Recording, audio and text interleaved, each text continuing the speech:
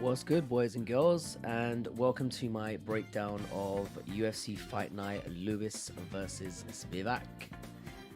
Now, when first glancing through this card, I was initially a little bit confused. I've literally watched every UFC fight card for the last, I don't know, 7 years or so. So you can imagine my surprise at going through this card list and having not heard of 50% of the fighters on this card. Also, with the heavy weighting of Asian fighters, I was really surprised to discover that this card was actually taking place in America.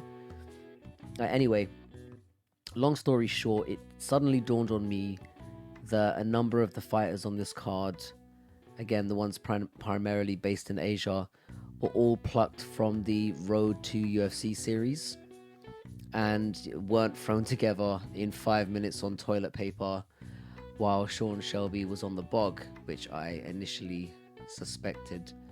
So if you are a casual fan, you will probably look at the lineup on this card and avoid it altogether. But I really don't think you should. You know, often when a card is like stocked with names that aren't exactly household, with the exception, of course, of Lewis in the main event, he's really well known.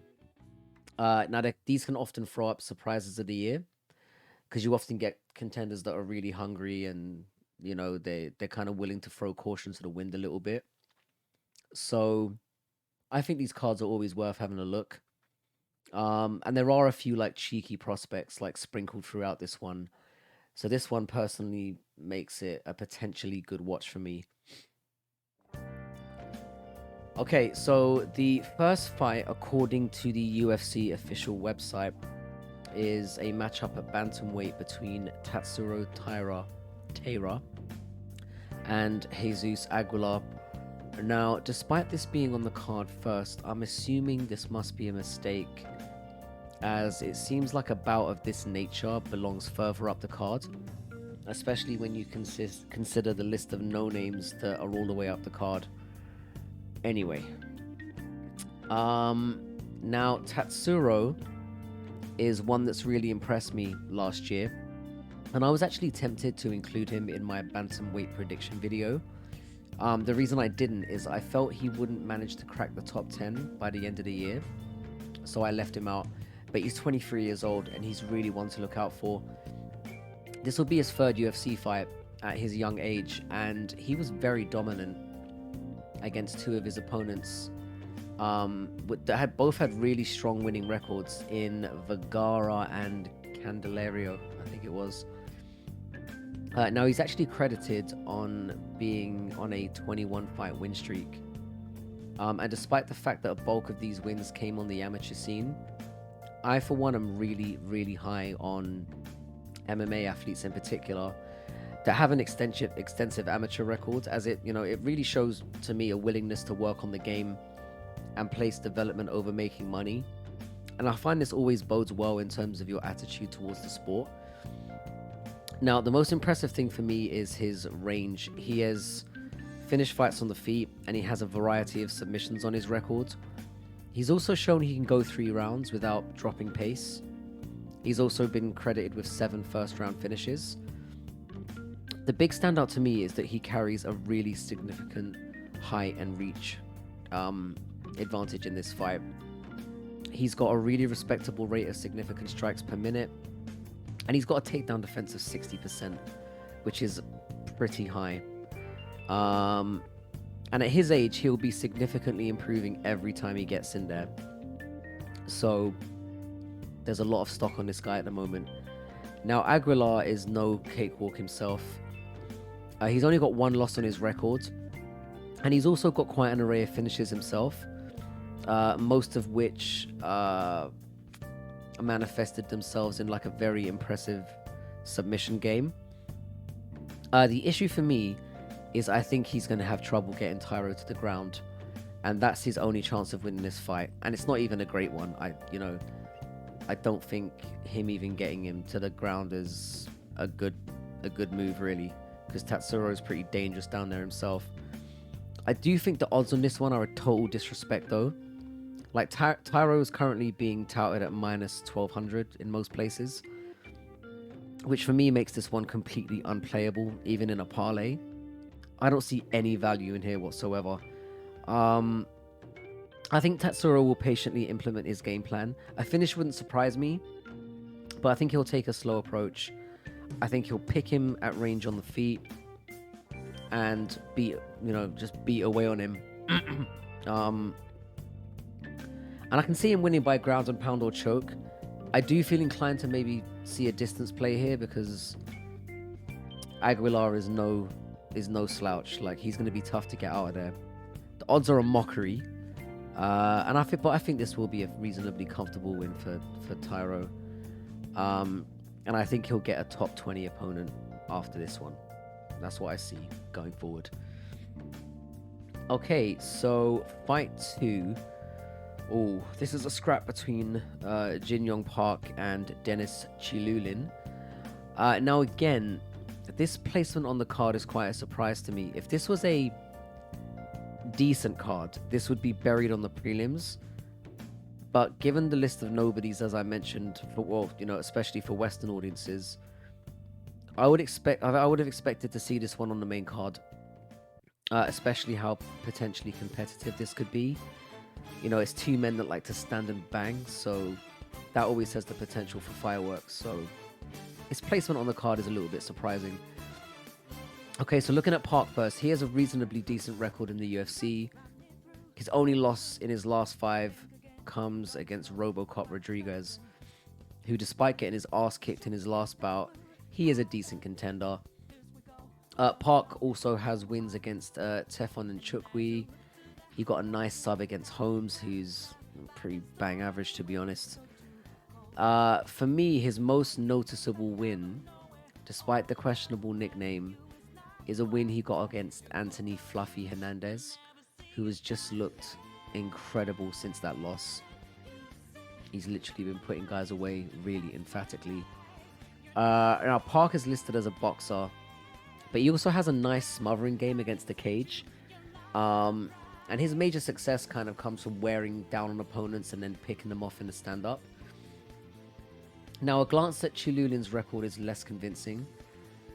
In his defense, he did get a last notice call-up against Kizraev, who is undefeated and looking very good. And he did manage to make it to the second round in that one. And Kizraev is no joke. I think he earned a second fight based on that. And he really took his chance against Pickett. To be honest, who I think Pickett is dog shit. But he dusted him off pretty impressively. And that's all you can do. If you're given a turd, treat him like a turd. And that's exactly what Tiululin did. Now, Tiululin has the reach and height advantage in this one. However, I wouldn't expect this to really stifle Park, who is pretty short for the division, but he's stocky and pretty strong. Now, I've gone back and forth on this one all week, and I honestly wouldn't advise anyone to bet on an outright winner in this one. But despite being a pretty decent underdog in this one, I think this will stay standing, and I think this one will go to a decision.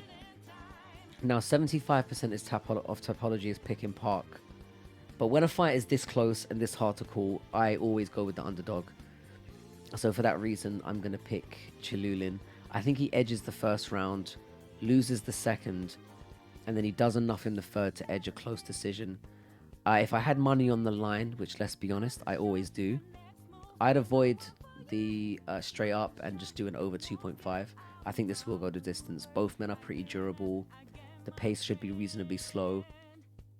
But I'm confident. I'm sorry, I'm not confident. But I'm going to go with a distance play. And I think Tiululin edges it on the feet. This is a very risky one, though. A lot of people are picking Park, and I can understand why. Oh, the next fight on the card is between Ji Yeon Kim and Mandy Bohm. For fuck's sake, let me find my coin here. Give me a second. Okay, I'm gonna sound like a bit of a prick for what I'm gonna say on this one, but according to the coin flip here, I'm gonna take Ji Yeon Kim, and I'm gonna do my best to justify why here. Both women have collectively lost their last 7, with Bohm having not won since 2020 and Kim without a win since 2019. Now both these women are still in the UFC, and I have no idea why. Now, outside of the coin, I'm basing this pick on the fact that Kim has at least been competitive in her last 4 losses and against what I would consider better competition. Now, I'm making a pick on this one because this is the game I've chosen to play with this series, but do not under any circumstances lay any money on either of these women. It will probably be a scrappy affair, and I'm more confident than anything else on this card that this one goes the distance. And I doubt you'll be getting amazing odds if it does. It would be a pretty nice parlay fluffer if nothing else. So I'm picking Kim by split decision. I think she's going to be slightly less rubbish. And fuck it, I'm going to say it. She's reasonably hot for a female fighter. So if those reasons don't convince you, leave this one be, and I'm not sure what will. Anyway, moving on to the next fight on the card. I'm actually expecting the good averages I've had in the first 2 to get really screwed up on this one. But anyway, we move on. Right. Next fight is between Choi Seyung Guk and Park Hyun-Sung. Okay, now I've only seen these men fight once each, so I had to do a little digging on these 2. Now, looking at all the fight metrics on this one, both men have orthodox stances and both sport a similar height and reach. I had to have a closer look at how these men fight, and based on this, I'm picking Park to win this one. He lands significantly more strikes per minute, and more importantly, he can take the fight to the ground with a significant takedown average as well. Choi has a slightly better takedown percentage, but given that he attempts far less per fight, these metrics are a little misleading. I think both these men will trade on the feet and feed each other out for a round or 2. I then expect Park to take him down and keep him on the ground for significant parts of the fight. Both men are pretty durable, so I'm betting against the finish here again, and for the reasons given, I'm taking Park here to win this one by unanimous decision. I'm going to go 29-28. Both men are reasonably well matched. I just think Park is slightly more well-rounded, so I'm going to go with Park on this one. Okay, this one is slightly more interesting. It's a matchup at bantamweight between Kazuma and Nakamura.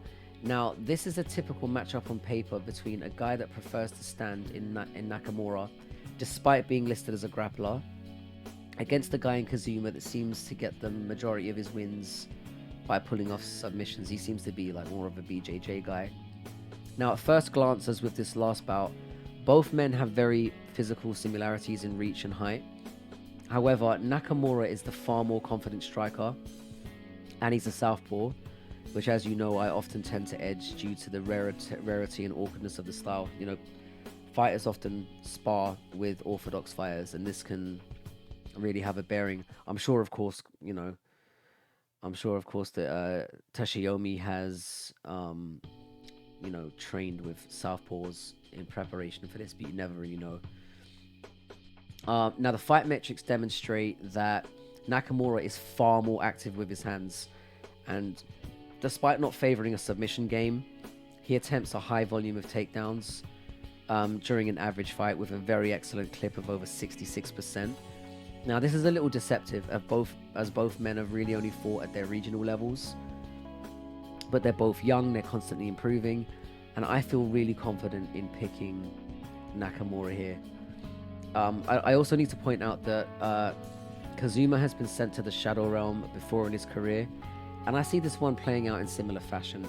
I'm taking Nakamura to win this one by TKO, either late in the first or in the second round at some point.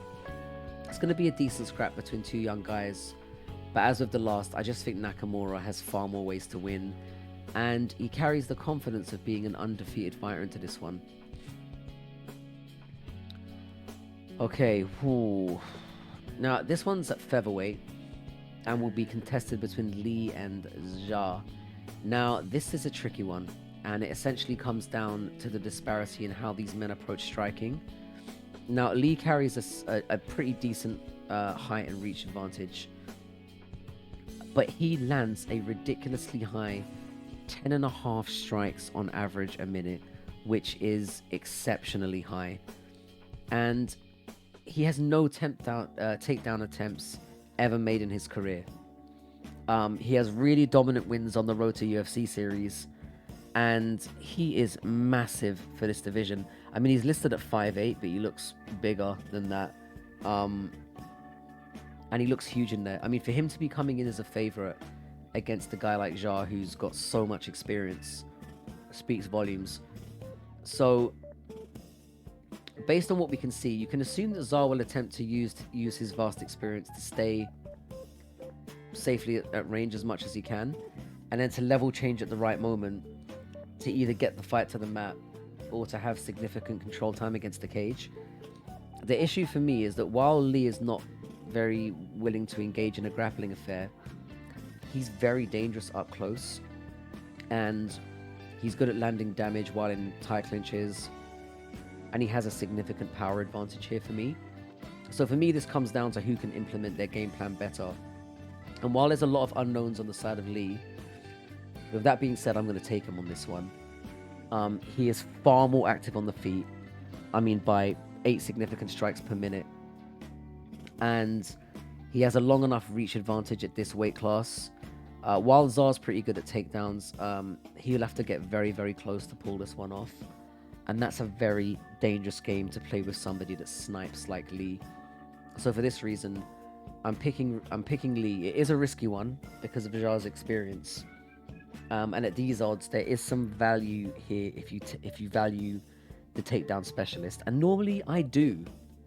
In fights, I normally go for the guy that's good at the takedown, especially against somebody who's shown no skill at defending them. I just think Lee's going to catch him. I think Zha's going to come in, and he's going to get timed, and he's going to get smacked in the face. And I'm going to call a TKO in the first or second round on this one. All right, so we move on to fight number 7. Ooh. Now, this is between two fighters, again, that I haven't seen much of. It's Saragih and Jibli. And again, we have a slight difference in approach here, especially on paper. Now, Saragih likes to mix in takedowns with his strikes, and his record reflects this with a mix and match of strikes and submissions to his win records. And Jibli, despite being listed as a striker, the stats reflect that he only has one finish in his career, and he's only had one fight at amateur level, so this concerns me. Now Jibli does carry a very significant height and reach advantage. At 6 feet, that is very tall for lightweight.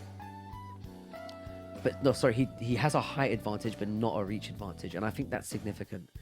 Now, Jibli does have more of a switch style, so this option could make him more dangerous if leg kicks become a big part of this fight, because obviously he feels comfortable on both sides. So if he gets one leg chewed up, he could very easily switch stance and still be dangerous. Now, while I might be contradicting myself a little bit considering how I called the last fight, I don't believe Jibli is as dangerous on the feet as Lee was in talking about the last fight. And I always tend to favor the man that can bring more options to win a fight. And Saragih is that man on this occasion.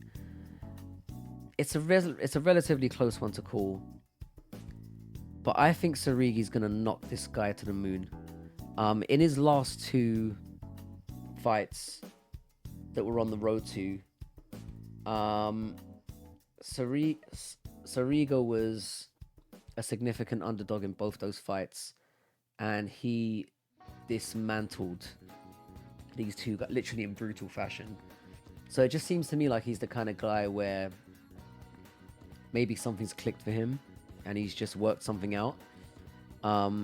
He's more experienced, he's got some brutal finishes, and despite this being a pick'em, I just like Saragih. I think he's I don't know. I just think he's figuring stuff out, and I think he's gonna smash this guy. I think we're gonna see Jibli get brutally knocked out, and then we're never gonna see him again. That's my honest opinion. All right.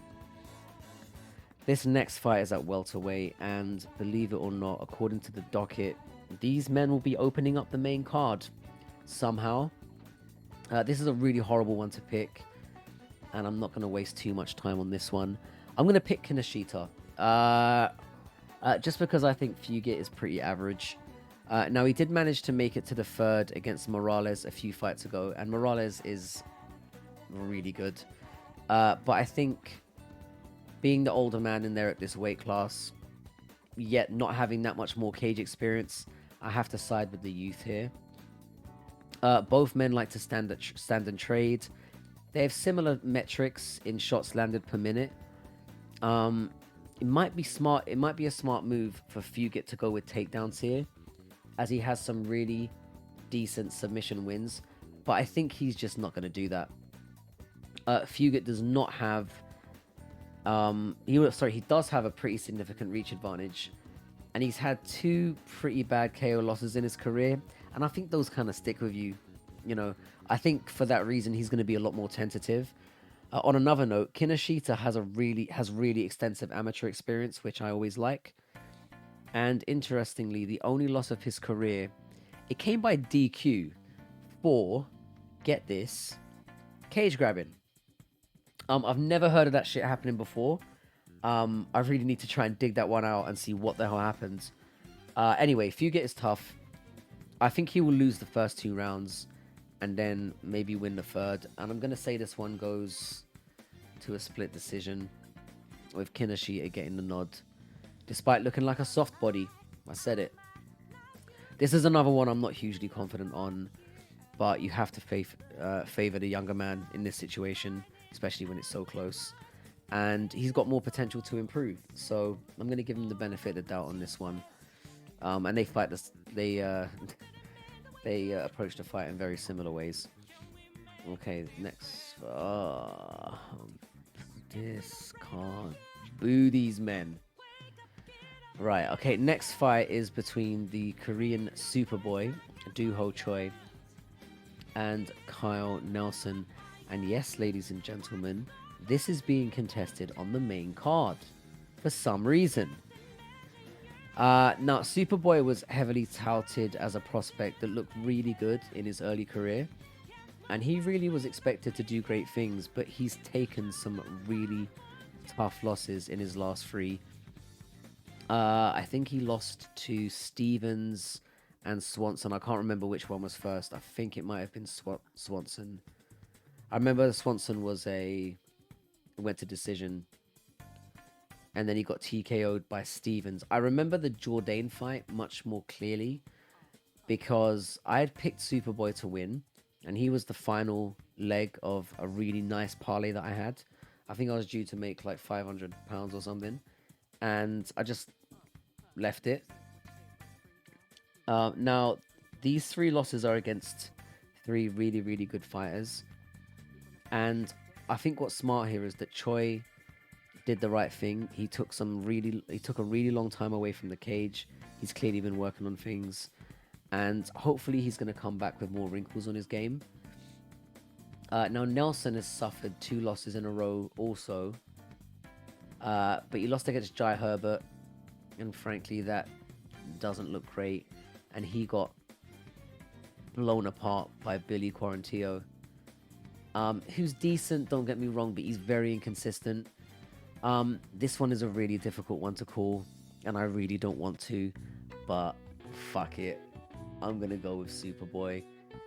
I think he was humbled quite badly in his last few, and I think he bounces back in what should be a pretty entertaining encounter. I'm gonna go with Choi catching him and the fight being stopped in that manner. I don't think he's gonna KO him. I think he'll be raining down shots, and I think he'll win, but I don't love this one.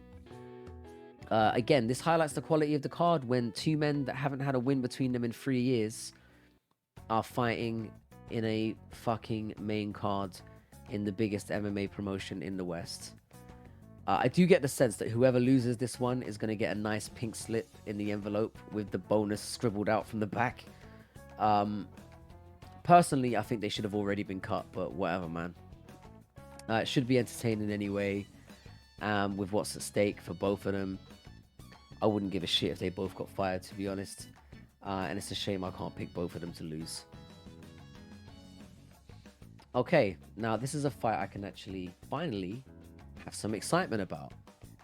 This is the feature fight between Marcin Tybura and Blagoy Ivanov, which again I honestly think should be the co-main on this card, especially it getting a bump up. You know, it's a nice matchup between two walrus type creatures here. All insults aside, I actually think both these men are pretty decent fighters despite appearances. Now, Tybura is coming off a huge win against Romanov, who was 16-0, and he literally gassed out and looked like a sloppy gorilla in there. Frankly, Tybura's other wins against Harris and Hardy are very meh. But I do kind of rate the win against Rothwell, who, despite being a really, really strange man, and he is a strange man, he's a tough nut to crack, and that was a pretty nice decision win there. It was pretty clear. Now, Ivanov has 2 losses in 3, with 2 of them coming in split decisions against Sakai and derricklewis, tonight's main eventer. But to be honest, I think the judges had shit in their eyes for that one, because I thought Ivanov clearly beat Lewis, and I'd bet on Lewis in that card. I remember thinking he's definitely lost. There's no way.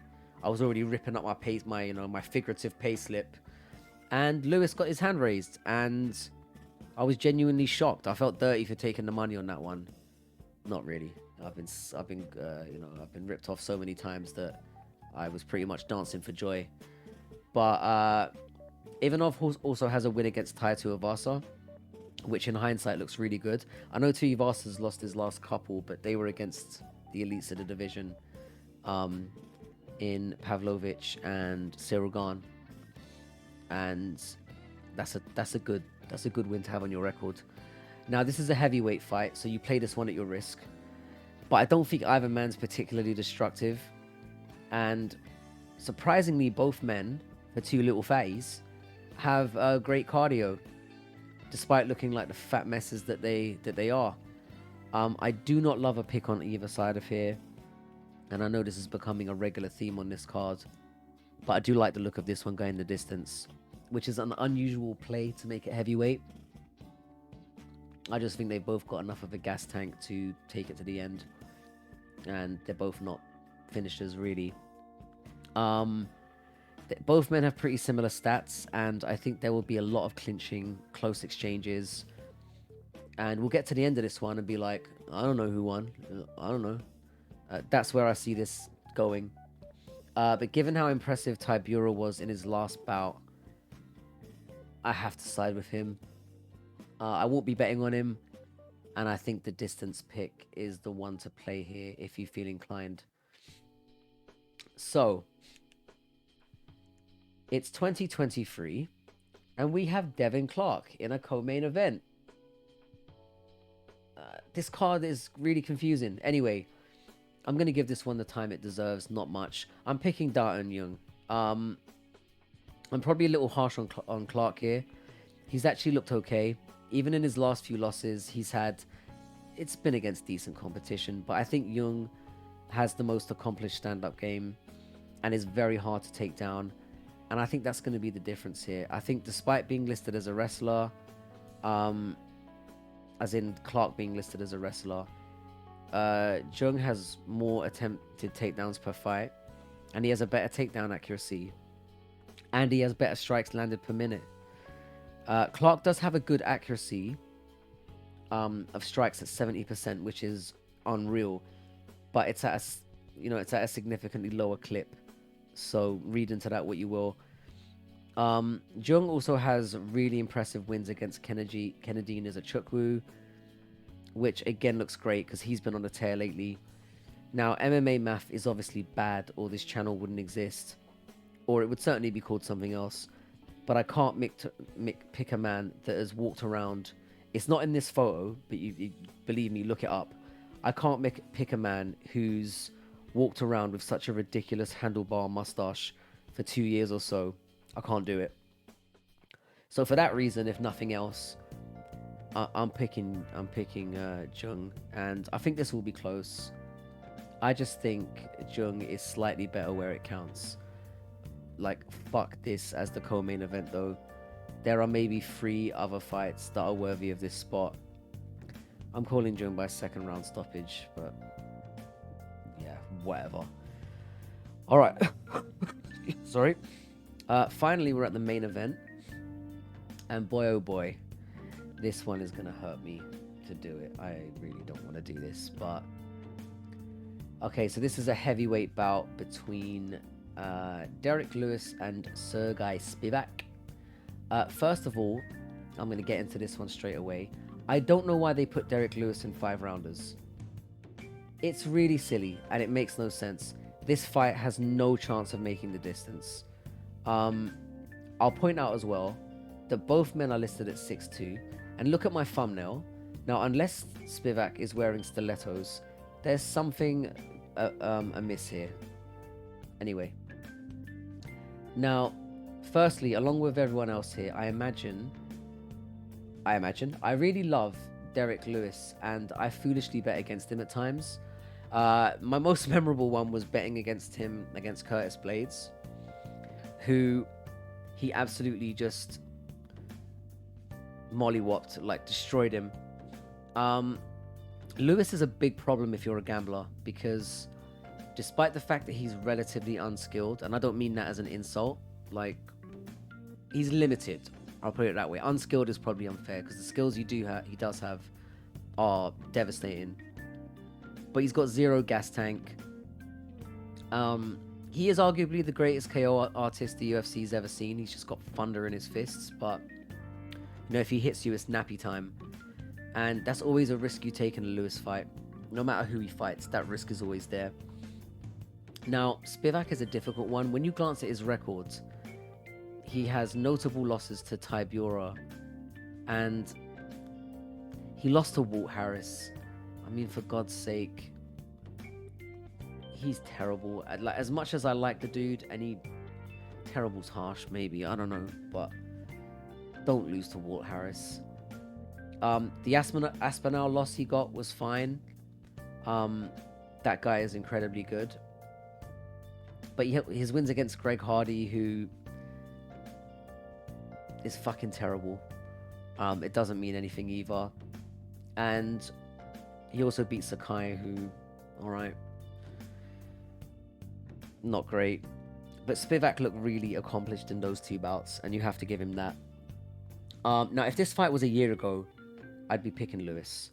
And I may live to regret this, but I have to side with Spivak. Lewis is older, he's made a lot of money in the game, and Spivak has managed to patiently deal with brawlers of this nature in the past. I know Lewis is a cut above, but he's looked a little bit sloppy in his last few, and sadly I just think he's on his way out, as much as I hate to say it. I think Spivak manages to avoid danger in the first round, and manages to get a really sneaky... He's really good with this, like, he has really nice, like, trips and takedowns. I think Lewis will get up the first couple of times, but I think this makes him gas. And then in the 2nd or 3rd round, when Spivak gets him down again, I think he keeps him there, and I think he chokes him out. That's what I think is going to happen. I think he's going to triangle choke him on the floor, and he's going to make him tap. I think that's what's going to happen. It's a risky one. I like both these guys for different reasons. I think Spivak is a very good prospect. He's young, he's strong. And I'm picking Spivak, but if Lewis wins, I'd be happy to take an L on this one. I really wouldn't complain. I like Lewis a lot. Okay, so first of all, I'm just going to go through a quick pick summary. Now, as you can see on the left-hand side, I've gone for my safer picks here. Tairo by moneyline, Kim and Bohm, the female fight on the card, I think is a very safe one to go over 2.5. I've got, sorry, Park on the money line. Nakamura and Lee, I think, are pretty decent bets for TKOs. Again, I've got Tybura and you guys can read. No, do you know what? I'll finish. Tybura and Ivanov over 2.5. Spivak, I think, there's a nice chance of him getting a TKO or submission. And Darton Park in the co-main event by Moneyline, I also like. Now, the long shots, Dennis Tiululin, he's a heavy underdog. I think taking him on the money line can get you very decent money. If you go to get him by finish, you could make even more. I don't think he will get a finish. In fact, I think even a win is a risky proposition, but I'd go for that. Saragih is even money, but if you take him at a TKO, that could get a good long shot. I think he's gonna smack him one. Kinoshita money line, I think is a decent play. Superboy is, I think, a slight favorite, but if you pick him by a TKO, which is his most likely avenue to success, you can really boost the odds on that one. And if you're really feeling cheeky, Lewis is a pretty sizable underdog in this one, and he's got that dirty one-punch KO, so I would not rule him out of this one. So I'm putting Lewis down as a potential long shot, even though I've got Spivak by TKO or submission on the safer pick side. I think Lewis by TKO is something you can work with. Okay, so thanks everyone for getting through this one. I'm going to add chapters so you can avoid the fights you have no interest in, which I assume for most of you will be pretty much all of them. Do look out for my reaction video, which I promise not to yawn through this time and almost pass out from. It was very late, so no excuses. I'll also be releasing my welterweight prediction video, which I would argue is even more risky. I do have a record right now of 16-7 after the first two cards, which is a decent enough record. You know, it's over 66%, which is what you want to aim for in predictions. So I'm right on course for having a decent start to the year. I am expecting this one to wreck my record though, so gamble with caution. And don't come knocking on my door if you lose your shirt, alright? Unless you come with the same energy when I make you bags of money. So, yeah, have a good one, and I'll catch you all in a bit.